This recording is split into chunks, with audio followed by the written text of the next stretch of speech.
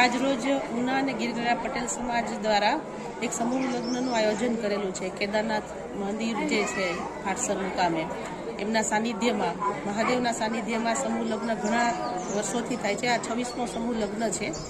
આજે તમામ જે પટેલ સમાજના આગેવાનો જે છે એમનું આયોજન બહુ ખૂબ સરસ થાય છે, કે જેમાં મધ્યમ વર્ગના લોકો જે છે એમાંય જે આજકાલ લગ્નની અંદર જે વધારે પડતા ખર્ચાઓ થાય છે, જે દેખાદેખી છે, એને એક ઉત્તમ ઉદાહરણ પૂરું પાડવા માટે પટેલ સમાજ દ્વારા એક ખૂબ સરસ આયોજન કરવામાં આવ્યું હતું.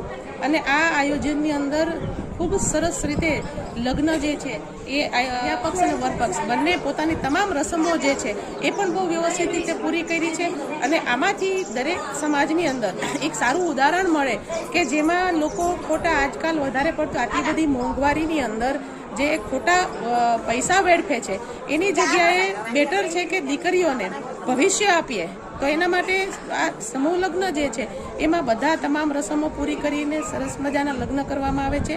લગ્ન જે છે એનું ખરેખર કોઈ પૈસાના વેડફવા માટે નહીં, પરંતુ દીકરીઓનું ભવિષ્ય બને એના માટે તમામ સમાજની અંદર જે આગેવાનો છે એમણે ઉદાહરણ આપવું જોઈએ અને આવી રીતે લગ્ન જે છે એ કમ્પ્લીટ કરવા જોઈએ. આ સમૂહ લગ્નની અંદર એવો શુભ પ્રસંગ છે કે જેની અંદર તમામ પાર્ટીના આગેવાનો હતા, જેમાં અશ્વિનભાઈ આણદાણી જે છે એ અમારા સમાજના મોભી છે, કે જેમના દ્વારા દર વખતે એમના લીડરશીપની અંદર આ જે સમૂહ લગ્નનું આયોજન કરવામાં આવે છે, જેમાં ધીરુભાઈ ખોખર જે છે, પછી બાલુભાઈ હિરપરા છે, આ તમામ લોકો હાજર રહ્યા હતા. અને એ લોકોના લીડરશીપની અંદરમાં આ સમૂહ લગ્ન જે છે દર વર્ષે આયોજન કરવામાં આવે છે.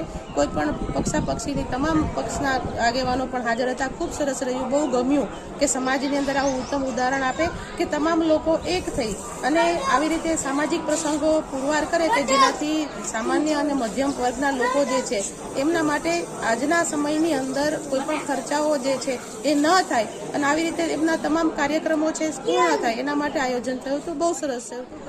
આ સમૂહ લગ્નના શુભ પ્રસંગે દીકરીઓને ભેટમાં જે જીવન જરૂરિયાતની તમામ વસ્તુઓ જે હોય, કે જેનાથી પોતાનું ઘર છે સારી રીતે ચલાવી શકે, એ તમામ વસ્તુઓ સમાજના આગેવાનોએ ભેટમાં સ્વરૂપે આપી છે, કે જેનાથી સામાન્ય પરિવારની દીકરી જે કે એના પપ્પાને ખરેખર ખેડૂત જે હોય એના માટે 10 થી 12 લાખના લગ્ન થતા હોય છે, તો આ લગ્નની અંદર એ લોકો આ 10 થી 12 લાખનું સેવિંગ કરી શકે.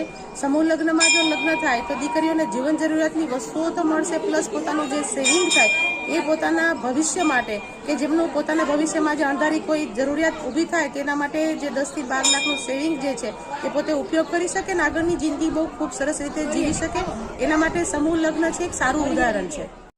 આમ તો સમૂહ લગ્નની અંદર સમાજના શ્રીમંતો જે શ્રેષ્ઠીઓ છે એમને પોતાના દીકરા દીકરીઓના પ્રસંગો કરવા જોઈએ, કે જેનાથી નાના અને મધ્યમ વર્ગના જે પરિવાર છે એમને પ્રેરણા મળે અને એમને પણ ફાયદો થાય ને વધારેમાં વધારે આમાં જોડાય. પરિવારોના આવા પ્રસંગો જે છે સમૂહમાં થવા જોઈએ, કે જેનાથી સમાજ જે છે એ આગળ આવે, સમાજને આગળ ગ્રોથ મળે.